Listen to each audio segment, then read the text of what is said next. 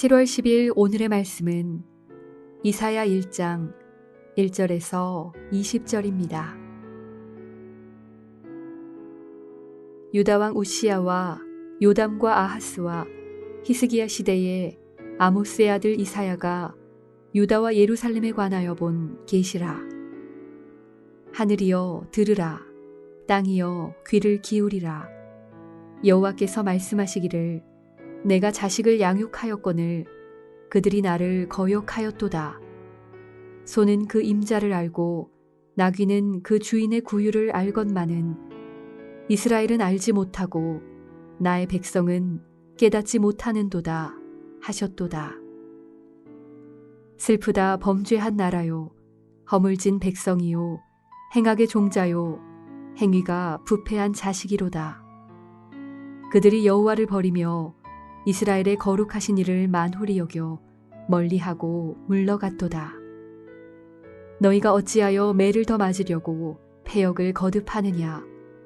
온 머리는 병들었고 온 마음은 피곤하였으며 발바닥에서 머리까지 성한 곳이 없이 상한 것과 터진 것과 새로 맞은 흔적뿐이거늘 그것을 짜며 싸매며 기름으로 부드럽게 함을 받지 못하였도다. 너희의 땅은 황폐하였고 너희의 성읍들은 불에 탔고 너희의 토지는 너희 목전에서 이방인에게 삼켜졌으며 이방인에게 파괴됨 같이 황폐하였고 딸 시온은 포도원의 망대같이 참외밭의 원두막같이 애워싸인 성읍같이 겨우 남았도다. 만군의 여호와께서 우리를 위하여 생존자를 조금 남겨두지 아니하셨더면 우리가 소돔 같고 고모라 같았으리로다. 너희 소돔의 관원들아 여호와의 말씀을 들을지어다. 너희 고모라의 백성아 우리 하나님의 법에 귀를 기울일지어다. 여호와께서 말씀하시되 너희의 무수한 재물이 내게 무엇이 유익하뇨. 나는 순양의 번제와 살진 짐승의 기름에 배불렀고 나는 수송아지나 어린 양이나 순념소의 피를 기뻐하지 아니하노라. 너희가 내 앞에 보이러 오니 이것을 누가 너희에게 요구하였느냐. 내 마당만 밟을 뿐이니라. 헛된 재물을 다시 가져오지 말라. 분향은 내가 가증히 여기는 바요. 월삭과 안식일과 대회로 모이는 것도 그러하니 성회와 아울러 악을 행하는 것을 내가 견디지 못하겠노라. 내 마음이 너희의 월삭과 정한 절기를 싫어하나니 그것이 내게 무거운 짐이라. 내가 지기에 곤비하였느니라. 너희가 손을 펼 때에 내가 내 눈을 너희에게서 가리고 너희가 많이 기도할지라도 내가 듣지 아니하리니 이는 너희의 손에 피가 가득함이라. 너희는 스스로 씻으며 스스로 깨끗하게 하여 내 목전에서 너희 악한 행실을 버리며 행악을 그치고 선행을 배우며 정의를 구하며 학대받는 자를 도와주며 고아를 위하여 신원하며 과부를 위하여 변호하라 하셨느니라. 여호와께서 말씀하시되 오라 우리가 서로 변론하자. 너희의 죄가 주홍 같을지라도 눈과 같이 희어질 것이요 진홍같이 붉을지라도 양털같이 희게 되리라. 너희가 즐겨 순종하면 땅의 아름다운 소산을 먹을 것이요 너희가 거절하여 배반하면 칼에 삼켜지리라. 여호와의 입의 말씀이니라.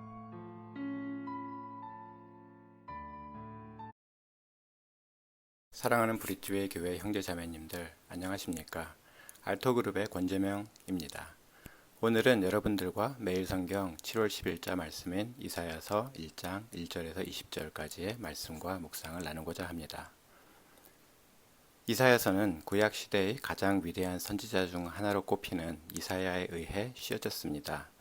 이사야는 주전 740년에서 680년까지 남유다에서 우시야, 요담, 아하스 그리고 히스기야 왕 시대에 활동하였습니다.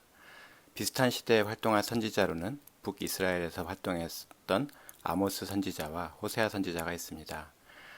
북이스라엘에서 아합 왕 시대에 활동했던 엘리사 선지자보다는 100년 후배뻘이 되고요.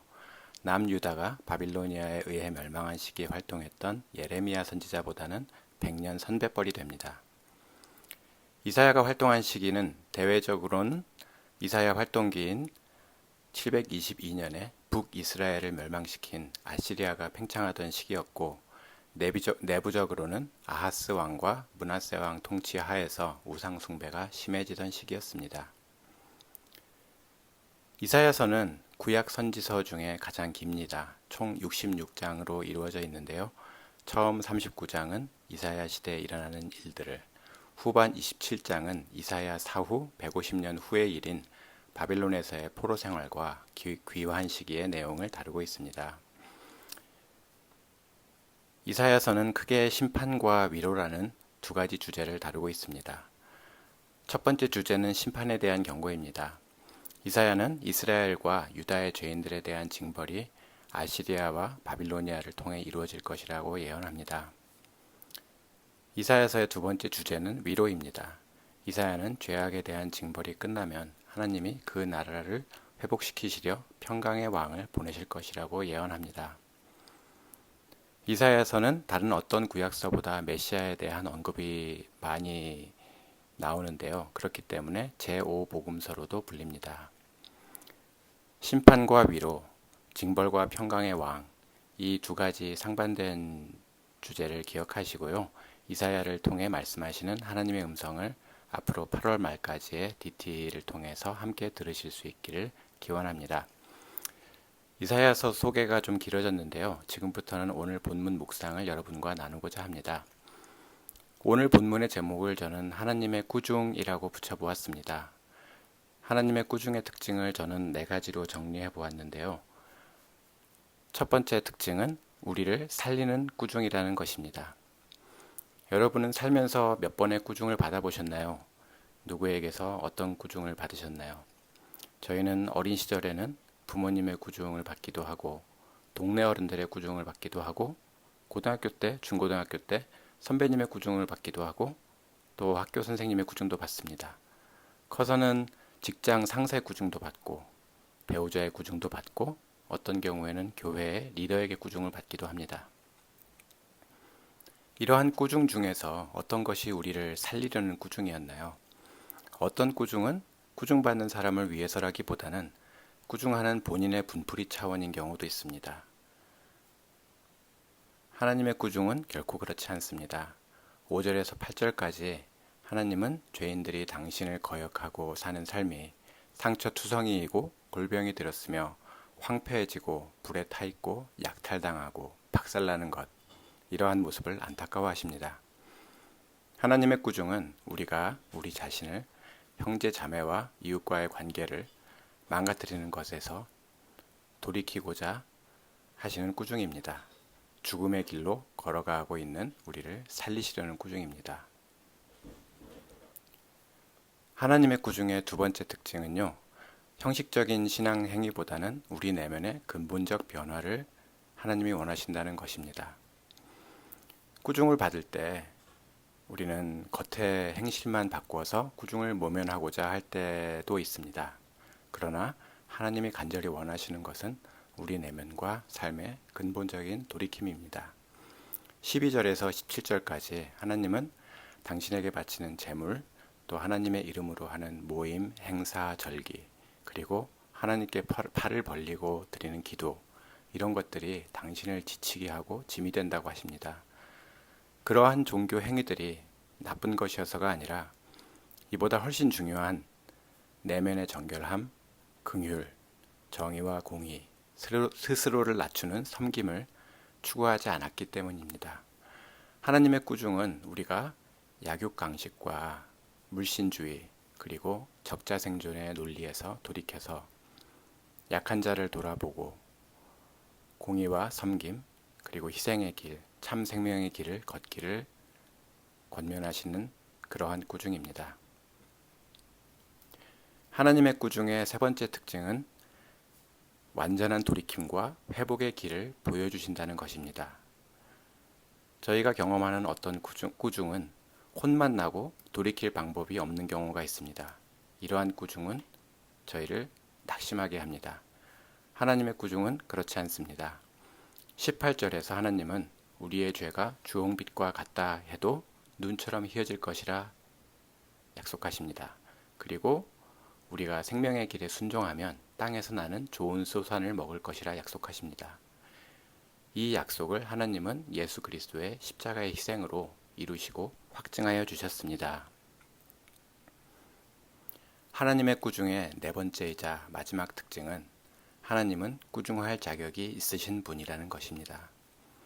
현실에서 저희는 가끔 꾸중할 자격이 없는 사람이 꾸중을 하는 것을 경험하거나 볼 때가 있습니다. 목격할 때가 있습니다. 자격이 없는 사람의 꾸중은 심할 경우에는 갈굼, 갑질 등으로 불리면서 사람들의 분노를 자아내게 합니다. 그렇다면 하나님은 어떤 분이시길래 저희를 꾸중하시는 것일까요? 하나님은 창조주 아버지로서 저희를 꾸중하십니다. 4절에서 하나님은 말씀하십니다. 내가 자식이라고 기르고 키웠는데 그들이 나를 거역하셨다.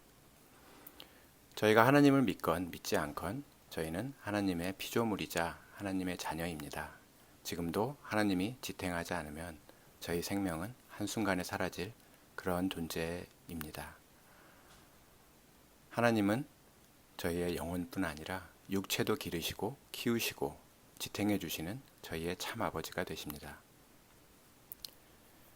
지금까지 하나님의 꾸중의 네 가지 특징을 묵상하는 것을 나눠보았습니다. 첫 번째는 하나님의 꾸중은 사망과 어둠의 길로 가고 있는 우리를 살리려는 것이라는 것이었고요. 둘째는 하나님의 꾸중은 신앙의 형식적인 모습뿐 아니라 우리 내면의 거듭남을 바라시는다는 것. 그리고 세 번째로 하나님의 꾸중은 완전한 회복의 길을 약속하신 소망이 있는 꾸중이라는 것이었습니다. 그리고 마지막으로 네 번째, 하나님은 저희의 창조주 아버지로서 그 관계 안에서 저희를 사랑으로 꾸중하신다는 것이었습니다. 오늘 말씀을 묵상하면서 저는 지금까지 제가 경험했던 여러 꾸중들을 돌이켜 볼 기회가 있었습니다. 저를 사랑하고 제가 존경하는 분들의 꾸중뿐 아니라 꼭 그렇지 않았던 분들의 꾸짖음과 권면을 통해서도 저는 자신을 돌아보고 또한 더 나아질 수 있는, 돌이킬 수 있는 그런 유익이 있었음을 알 수 있었는데요. 이러한 꾸중과 권면 중에 가장 소중했던 것은 하나님의 꾸중이었습니다. 저 자신을 저보다 잘 아시고 영원한 사망의 길에서 저를 살리시고자 부드러운 목소리로 저를 타이르고 불러주신 예수님의 꾸짖음과 부르심이 바로 그것이었습니다. 여러분도 그러한 선한 하나님의 권면의 말씀을 청종하시고 하나님이 주시는 참 평안과 생명을 매일매일의 삶에서 경험하시기 바랍니다. 기도하시겠습니다. 하나님, 이사야의 때와 마찬가지로 당신을 떠난 죄인들은 자기 중심적인 죄의 질서가 야기하는 상처 속에 헐벗고 신음하고 있습니다. 이러한 우리를 사랑하시는 창조주 아버지, 저희의 모습을 안타까워하시고 회복시키고자 부르시는 음성에 감사드립니다. 저희가 돌이킬 때 주님이 온전히 우리를 회복시키실 것임을 믿습니다. 저희가 주님의 마음을 헤아리고 우리 손과 마음의 피를 씻고 약육강식과 적자생존의 질서와 피 흘리도록 싸울 수 있도록 해주세요. 주님의 마음과 합하는 겸손과 긍휼과 공의의 길을 걸어갈 수 있도록 저희를 도와주소서. 저희는 약합니다. 성령님의 도우심을 간절히 구합니다. 이 말씀 살아계신 우리 주 예수 그리스도의 이름으로 기도드렸사옵나이다. 아멘. 감사합니다.